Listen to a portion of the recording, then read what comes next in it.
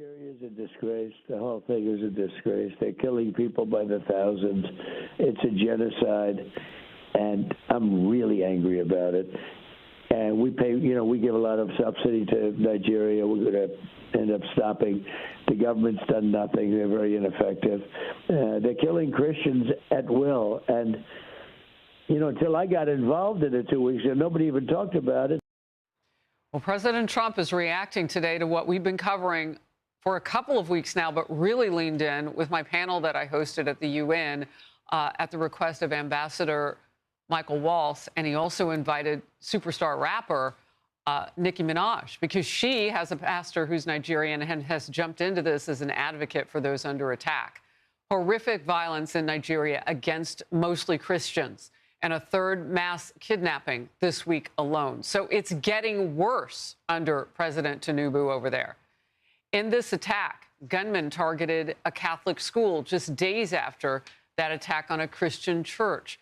Islamic terrorists in Nigeria. There are now 22 of those groups, including Boko Haram, and some of them are aligned with ISIS. They are targeting Christians and have been for years. Some experts, as well as the president, are saying that the mass slaughter needs to be contained. And you heard him here. The government now over there has to do something about this. I joined U.S. Ambassador Waltz for an event on the crisis earlier this week. I served in Nigeria helping train their Navy SEALs for hostage rescues and to go find these girls. And Harris, it is horrific what is happening to them right now. We were able to get many of them back, but not all of them. And as a father of a daughter, it's just horrific to think little girls, 8, 9 years old, being kidnapped out of their schools and sold into Islamic sex slavery. Senior Foreign Affairs correspondent Greg Palcott has the latest. Greg. Hi, Harris. That's right. More violence in Nigeria. Christians again under fire. A Catholic secondary school in the town of Gwara in northwestern Nigeria attacked by gunmen. Local media says as many as 52 kids were kidnapped. A desperate search involving military and police is on right now. And yes, earlier this week, a Catholic church nearby was attacked. 2 people were killed and 38 worshipers abducted. The ransom per person, $69,000. Thousands of Christians have been killed in recent years there, leading some, yes, to speak of a Christian genocide.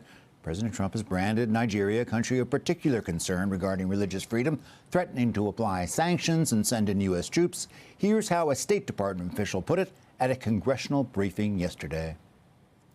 The Trump administration is developing a plan to incentivize and compel the Nigerian government to better protect Christian communities and improve religious freedom.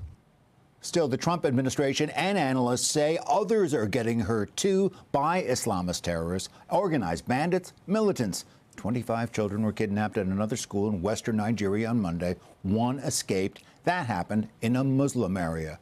Harris, Nigerian officials claim they are not persecuting any religion, but many analysts say at the very least they are certain that the government officials are not protecting their own citizens. Back to you. Yeah, and as we've been pointing out, it's mostly young girls and women, and that's what we saw in that church. And those new numbers are just heartbreaking. How many more people were kidnapped and killed in that church attack that we showed this week? Greg, thank you very much for the update.